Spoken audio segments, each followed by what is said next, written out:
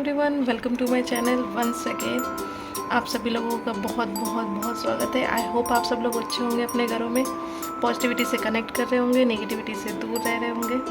और आज का ब्लॉग जो है वो मेरी लाइफ का बहुत इम्पोर्टेंट जो हिस्सा है, कुकिंग, उससे रिलेटेड है। मुझे खाना बनाने का शौक़ कैसे आया या फिर मैंने खाना बनाना कैसे स्टार्ट किया। एक्चुअली ये ना बहुत इंटरेस्टिंग सी कहानी है। इंटरेस्टिंग सी कहानी इसलिए मेरे लिए क्योंकि क्या होता था ना कि पहले लड़कियों को 90s के जितने भी लोग होंगे वो रिलेट कर सकते हैं इस चीज़ से कि पहले जो है ना लड़कियों को बहुत इंसिस्ट किया जाता था कि खाना बनाओ, खाना बनाना सीखो, शादी के बाद खाना बनाना आना चाहिए हस्बैंड के लिए, फैमिली के लिए, इन लॉज के लिए वगैरह वगैरह। आज भी सिखाते हैं आज, लेकिन यूट्यूब है हमारे पास, बहुत सारी चीज़ें भी हैं। हम बोल देते हैं कि हम यूट्यूब देख के सीख लेंगे, बना लेंगे, कोई इतना बड़ा इशू नहीं है, गैजेट्स आ गए हैं। तो ये कहानी है मेरे हाउ आई स्टार्ट कुकिंग। मैंने खाना बनाना कैसे शुरू किया और क्या क्या चीज़ें मेरी लाइफ में जो है वो धीरे धीरे जो है वो शामिल होती गई और काफ़ी चीज़ें। तो स्टार्ट करते हैं। जब मैं छोटी सी थी तो ऑब्वियसली बात है, लड़कियों को जैसे ही लड़कियां पैदा होती हैं, पहले के माँ बाप तो बहुत ज़्यादा ही कंसर्न रहते थे कि बेटियों के लिए दहेज जमा करना है, जबकि हम लोग में ऐसा कुछ नहीं है। हम लोग में दहेज जो है वो अलाउड नहीं है, लेकिन तब भी उसमें सारे गुण होने चाहिए और उसको खाना बनाना चाहिए, सिलाई कढ़ाई आनी चाहिए वगैरह वगैरह। तो मेरी माँ ने कैसे स्टार्ट किया। मेरी माँ एक्चुअली जो है बहुत ही मॉडर्न और ट्रेडिशनल मॉम का बेस्ट कॉम्बिनेशन थी मेरी माँ। अभी एक्चुअली मेरी माँ नहीं है, लेकिन मेरे साथ है वो। तो हाँ, तो मेरी माँ ने बहुत अच्छी तरीके से मुझे खाना बनाने की ट्रेनिंग दी। ये नहीं उन्होंने कभी लगा कि नहीं खाना मुझे ही बनाना है, अदरवाइज़ उन्होंने एक प्लेफुल वे में, एक स्किलफुल आपको कैसे बनना है, इस वे में उन्होंने मुझे खाना बनाना सिखाया। तो शुरुआत होती है रोटी से। इंडियन कुकिंग, इंडियन फूड में फर्स्ट एंड मोस्ट इम्पॉर्टेंट अगर कोई इंग्रेडिएंट्स है, आटा है और गेहूं की रोटी है। बहुत सारे घरों में, मुझे तो लगता है 50-60% इंडियन घरों में आज भी गेहूं की रोटी खाई जाती है। बहुत सारी और चीज़ें आ गई हैं, जैसे कि रागी की रोटी, चावल की रोटी, ज्वार बाजरा, बहुत सारी चीज़ें। लेकिन नॉर्थ इंडिया के जितने लोग हैं वो रिलेट करते होंगे रोटी से कैसा कनेक्शन है उनका। रोटी तो बननी ही चाहिए।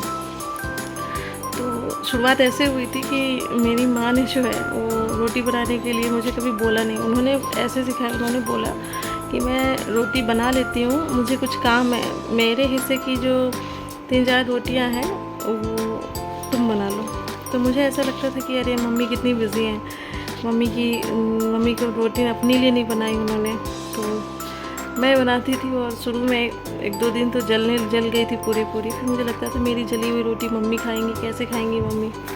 फिर मैंने थोड़ा ट्राई किया, तो धीरे धीरे करते रोटी बनाना आ गया। अब इसमें एक बहुत बड़ा जो है वो लूप होल बोल सकते हैं आप, ये रह गया कि इंस्ट्रक्शन बस यही मिले थे कि रोटी फूलनी चाहिए और पकी हुई होनी चाहिए। ये इंस्ट्रक्शन कभी नहीं आए थे कि रोटी गोल होनी चाहिए।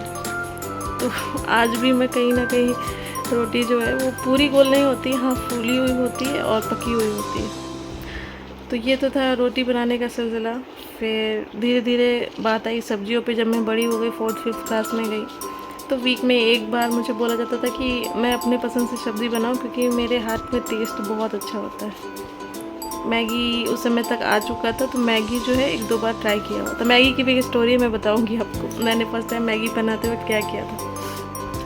तो फिर वही मम्मी के इंस्ट्रक्शन ऐसे बनती है, मम्मी को देखती भी थी बनाते बनाते, तो मुझे ऐसा लगता था कि मैं भी बनाऊंगी, बहुत टेस्टी होनी चाहिए। तो मुझे ऐसा पहले लगता कि मसाले ज़्यादा डालने से सब्ज़ी अच्छी होती। 1-2 बार सब्ज़ी बहुत स्पाइसी बनी, 1-2 बार नमक ज़्यादा बना, लेकिन कभी भी मुझे डिमोटिवेट नहीं किया गया, ना ही मेरे पापा ने, मम्मी ने। हाँ, भाई चिढ़ाते थे, बट पापा मम्मी ने कभी डिमोटिवेट नहीं किया। और धीरे धीरे जो है वो खाना बनाना, एक नॉर्मल जो हाउस होल्ड खाना होता है वो बनाना आ गया। उसके बाद हम लोग में मतलब नॉनवेज कायस्थ थे, तो नॉनवेज हम लोग में बहुत इम्पोर्टेंट जो है वो रोल प्ले करता है। तो उसके बाद फ़िश बनाने का स्टार्ट हुआ। फ़िश बनाना भी धीरे धीरे सीखा और फ़िश में सबसे इम्पॉर्टेंट होता है नमक और जो मिर्ची होती है वो एकदम सही मात्रा मिर्ची, अदरवाइज़ फ़िश का टेस्ट जो है वो सही से नहीं आता है। धीरे धीरे सीखते सीखते काफ़ी चीज़ें सीख ली। अब बारी आती है जब मैंने हाई स्कूल कर लिया, अब मुझे ऐसा लगता था अब मैं बहुत अच्छा खाना बनाती हूँ तो क्यों ना कुछ अच्छा बनाया जाए। तो फर्स्ट टाइम जो मैंने पेपर में पढ़ के, आज तो यूट्यूब है तो बहुत सारी चीज़ें जो हैं वो हम यूट्यूब से सीखते हैं, उसमें जो है हिंदुस्तान अखबार में जो है एक कॉलम आता था खाना खजाना का, जिसमें बहुत वैरायटी की खाने जो है उसको बनाने के इंग्रेडिएंट्स और कैसे बनाना है वो पूरा मेंशन होता था। तो मैंने वो पढ़ के वेज बिरयानी बनाई थी। मुझे आज भी याद है कि उसमें जो सब्जियों का लेयर होता है उसमें मैंने बैंगन का लेयर डाला था, घी डाला था, आलू का लेयर डाला था। खाया था पापा ने बोला था बहुत अच्छा बना। तो मुझे ऐसा लगा कि हाँ, मैं खाना जो है वो धीरे धीरे और अच्छा बनाना सीख रही हूँ। अब बात आती है मैगी की स्टोरी की। तो मैगी मैंने फ़र्स्ट टाइम फर्स्ट क्लास में बनाई थी, और वो भी पापा मम्मी शायद कहीं बाहर थे, मैं और मेरे भैया थे और छोटा भाई था, और अंकल के दो भैया, मतलब अंकल के दो बेटे आए थे, वो हम लोग के साथ रुके हुए थे क्योंकि पापा मम्मी शायद किसी फंक्शन में बाहर गए हुए थे। तो उस समय भैया मैगी खरीद के लाए थे और बोला था कि मैगी बना लोगी? तो मैंने कहा हाँ भैया बना लूँगी, क्योंकि मुझे ऐसा लगता है मैं रोटी बनाना सीख रही हूँ तो मुझे को बहुत सारा टैलेंट है मेरे अंदर, मैं आराम से बना सकती हूँ। तो बताया उन्होंने कि पानी में डाल देना, मसाले डाल देना। डाल दिया मैंने। उसके बाद मुझे ये नहीं बताया कि इसमें नमक डालना है कि नहीं डालना, तो मैंने ऊपर से आधा चम्मच नमक डाल दिया फॉर सेफ्टी पर्पस, और वो मैगी हो गई नमकीन। फिर भैया लोग को दिया, सर्व किया, तो भैया लोगों ने कहा मैगी में नमक नहीं डाला जाता है। तो उस दिन के बाद से फिर जब भी मैं मैगी बनाती थी मुझे ज़रूर याद आता था मैगी में नमक नहीं डालना है। मुझे नहीं पता था कि मैगी के मसाले में ही नमक होता है। तो बस वो था मेरा पहला मैगी बनाने का एक्सपीरियंस।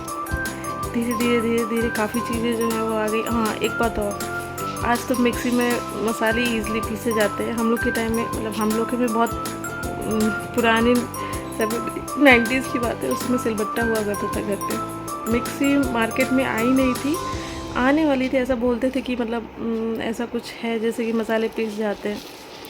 तो मैं प्रे करती थी भगवान से, मतलब इतना दिल से मैं प्रे करती थी, क्योंकि मसाले पीसने का काम मुझे दिया जाता था, जिसमें कि जो खड़े धनिया होता है उसको पीसने में तो जान निकल जाती थी। प्याज आसानी से पीस जाता है, लहसुन आसानी से पीस जाता है, सरसों भी पीस जाता है, लेकिन जो वो खड़ी गोटी धनिया होती है ना, उसको पीसने में तो ऐसा लगता था मेरे हाथ जो है वो पूरे घिस जाएंगे। और लिटरली मैं मैनिफेस्ट करती थी भगवान मिक्सी आएगा तो पापा से बोलूँगी सबसे पहले मिक्सी ख़रीदने के लिए। और फिर मिक्सी जैसे ही आया, फिर आ गया था मिक्सी, मतलब बहुत जल्दी ले लिया था। और मिक्सी जब घर में आया था तो सबसे ज़्यादा अगर कोई खुश हुआ था तो वो मैं हुई थी, क्योंकि मुझे ऐसा लगा कि अब तो मेरा मसाले पीसने का जो है वो कार्यक्रम ख़त्म है। फिर भी चटनी तो आज भी सिलबट्टे पे ही घरों में पीसी जाती, कई घरों में जो ट्रेडिशनल वे में खाना बनाते हैं। मिक्सी में और सिलबट्टे में अंतर यही है कि आपको मेहनत थोड़ी ज़्यादा करनी होती थी, लेकिन टेस्ट में बहुत, मतलब डिफरेंस बहुत आता है। अब सिलबट्टे की चटनी लोग हंसते हैं कि सिलबट्टे और उसमें, लेकिन वंस इन अ वाइल आप सिलबट्टे पे पीस सकते हैं। हाँ, वर्किंग वूमेंस में भी, मुझे भी दिक्कत होती है, मैं तो तुरंत मिक्सी ही चला देती हूँ, लेकिन कभी कभी मन करता है ठंडियों में कि मिक्सी की चटनी खाएं। तो बस यही थी मेरे खाने बनाने की स्टोरी। और भी स्टोरीज याद आएंगी तो डेफिनेटली शेयर करूँगी, और आप लोग भी शेयर करिएगा। कि आप लोगों ने कैसे कुकिंग स्टार्ट की। स्टूडेंट बताएंगे कि उन्होंने कैसे स्टार्ट की। इसी अच्छे नोट के साथ मिलती हूँ अपने नेक्स्ट व्लॉग में कुछ अच्छी स्टोरीज़ लेकर के, और कुछ अच्छा और खाना जो है मैं सोच रही हूँ नए तरीके का ट्राई करने का। तो डेफिनेटली अगली स्टोरी के साथ फिर मिलती हूँ कल आपको। Till then please do like, share and subscribe dream life Suchi. अपना ध्यान रखिए, फैमिली का ध्यान रखिए, पॉजिटिविटी से कनेक्ट रहिए, नेगेटिविटी से दूर रहिए। Bye bye, good night.